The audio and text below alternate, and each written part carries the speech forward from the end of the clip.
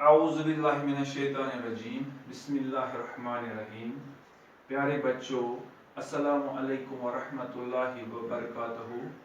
Home classes میں آپ کا ایک مرتبہ پھر خیر مقدم ہے۔ میں محمد مشتاق لون، ٹیچر BHSS وارسن، آپ کے سامنے حاضر ہوں۔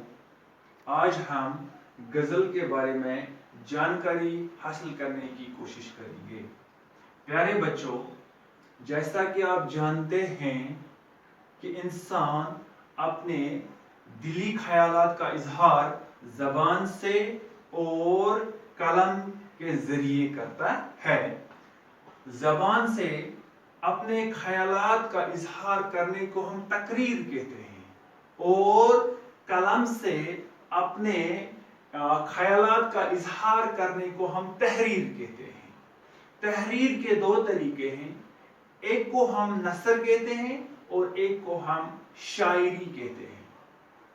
اب شاعری جو ہے، شاعری کے مختلف اصناف ہیں، جیسے کہ آپ نے 9ویں 10ویں میں پڑھا ہے۔ اس کے مختلف اصناف ہیں۔ اصناف کا واحد صنف ہوا، جیسے ہم نظم کہتے ہیں، غزل کہتے ہیں، قصیدہ کہتے ہیں، مرثیہ ہے، یہ سب شاعری کے اصناف ہیں۔ تو آج ہم غزل کے جو صنف غزل ہے اس کے بارے میں جانکاری حاصل کرنے کی کوشش کریں گے۔ بچوں، اردو غزل اردو شاعری کی ہر دل عزیز صنف سخن ہے۔ ہر زمانے میں شعراء نے اس میں تب آزمائی کی ہے۔ اردو شاعری کا بہت بڑا سرمایہ غزل کی صورت میں ہے۔ غزل کے معنی سخن بایار گفتن کے ہیں، یعنی اپنے محبوب سے باتیں کرنا۔ غزل کے لغوی معنی ہیں عورتوں سے یا عورتوں کے متعلق باتیں کرنا۔ لغوی لغت سے نکلا ہے۔ لغت کے معنی ڈکشنری کے ہیں۔ ڈکشنری میں اس کے جو معنی ہیں وہ عورتوں سے یا عورتوں کے بارے میں باتیں کرنا۔ اس طرح عشق و محبت کے موضوعات غزل کے خمیر میں داخل ہیں، لیکن یہ کہنا ٹھیک نہیں ہے کہ صرف عشق و محبت کے موضوعات ہی غزل میں داخل ہے۔ نہیں، ایسا نہیں ہے۔ زمانے میں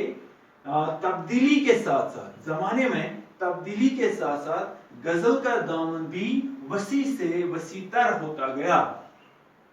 غزل میں سیاسی و سماجی، معاشرتی، تصوف، فلسفہ اور انسانی زندگی کے ہر پہلو کی ترجمانی موجود ہے۔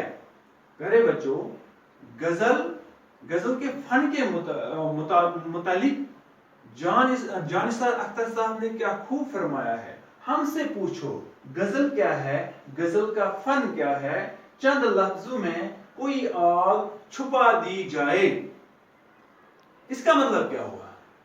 غزل جو ہے، اس کا ہر شعر جو ہے، غزل کا ہر شعر جداگانہ معنی رکھتا ہے، یعنی غزل کا ہر شعر ایک مکمل اکائی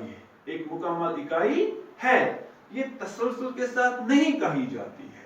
ہاں، کچھ غزلیں تسلسل کے ساتھ ایک ہی موضوع کو تسلسل کے ساتھ بیان کیا گیا ہے، ایسی غزل کو ہم غزل مسلسل کہتے ہیں۔ یہ ہم آگے پڑھنے جا رہے ہیں۔ فی الحال ہم یہ جاننے کی کوشش کر رہے ہیں کہ غزل میں کس طرح کے موضوعات ہم بیان کر سکتے ہیں۔ اب غزل جو ہے خالی عشق و محبت کے موضوع تک محدود نہیں رہی، زندگی کے ہر شعبے کی ترجمانی اس میں موجود ہے۔ ابھی میں نے بچوں کہا غزل کے شعر کے معنی جداگانہ ہوتے ہیں، یعنی غزل کا ہر شعر ایک مکمل اکائی ہوتا ہے۔ یہی غزل کی صنفی خصوصیت ہے کہ اس کے ہر شعر کے الگ الگ معنی ہوتے ہیں۔ تو معنی جداگانہ ہوتے ہیں، الگ الگ معنی ہوتے ہیں۔ ہر شعر ایک ایک غزل کا ایک شعر ہمیں ایک موضوع کے متعلق ہوتا ہے اور دوسرا شعر کسی دوسرے موضوع کی طرف ہمیں لے جاتا ہے، تو یہی غزل کو باقی اصناف سے ممتاز کرتی ہے، علیحدہ کرتی ہے، یہ علیحدہ کرتی ہے۔ پیارے بچوں، اب ہم غزل کی ظاہری ساخت کے بارے میں بات کریں گے، یعنی باقی شاعری میں جو باقی اصناف ہیں اس میں سے ہم غزل کو کس طرح پہچان سکتے ہیں، تو اب ہم اس کے بارے میں بات کریں گے۔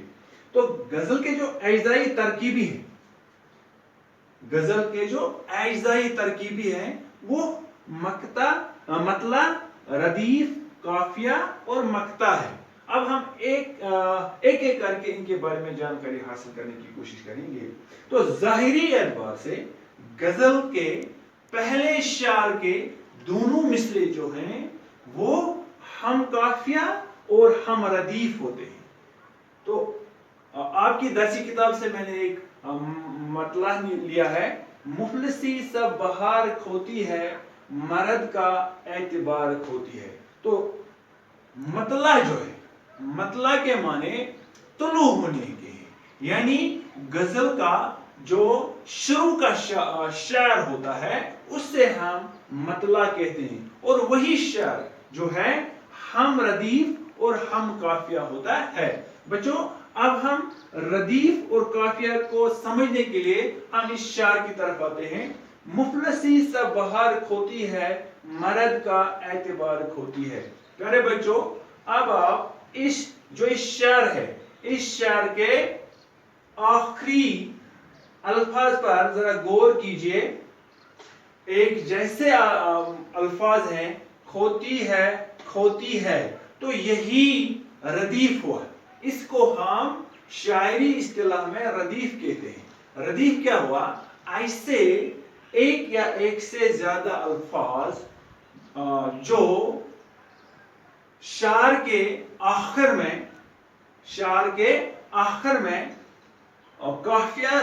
قافیہ کے بعد بار بار دہرائے جاتے ہیں، ایسے الفاظ کو ہم ردیف کہتے ہیں۔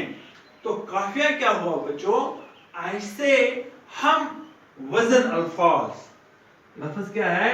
ہم وزن الفاظ۔ ہم وزن الفاظ کا مطلب کیا ہوا؟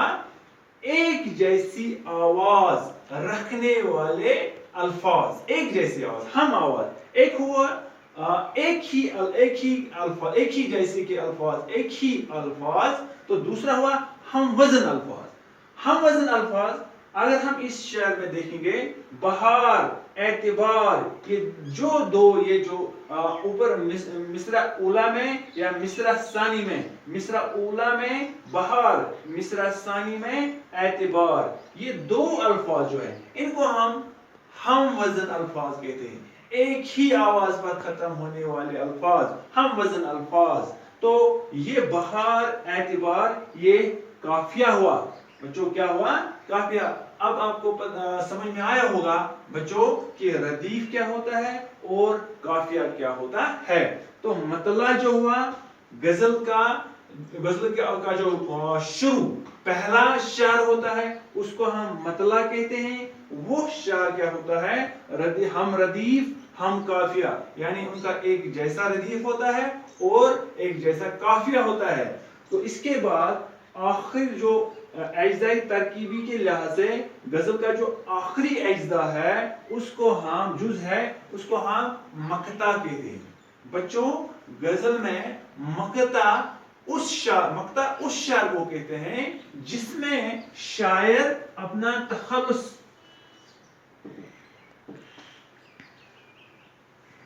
کا استعمال کرتا ہے۔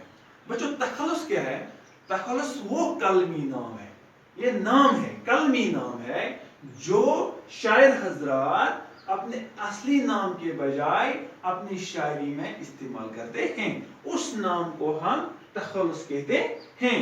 تو غزل کا وہ شعر جس میں شاعر اپنا تخلص استعمال کرتا ہے اس کو ہم مقطع کہتے ہیں۔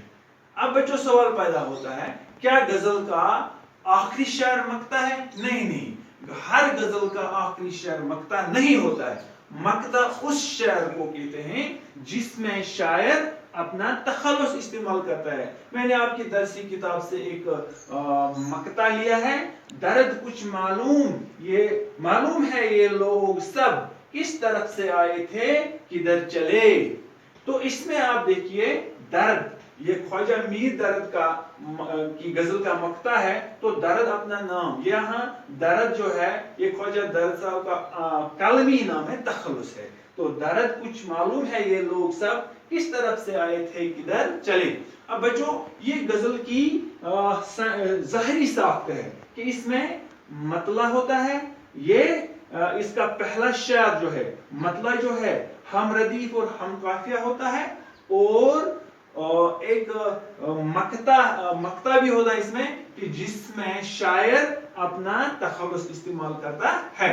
अब प्यारे बच्चों अगर किसी गजल में मक्ता के बाद एक और मक्ता या एक से ज्यादा मक्ता होते हों तो उनको उस मतला को हम हुस्न मतला कहते हैं।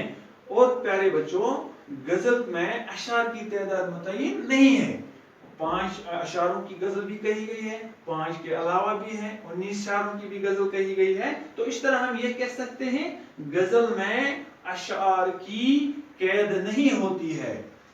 तो हुस्न मतलब भी आपको समझ में आया होगा। हुस्न मतलब का मतलब क्या होता है, अगर शायर एक से ज्यादा मतला अपनी गजल में लाए हों तो उसको हम हुस्न मतला कहते हैं। उम्मीद है आपको गजल के बारे में, गजल का फन और साख्त के बारे में जानकारी हासिल हुई होगी। शुक्रिया।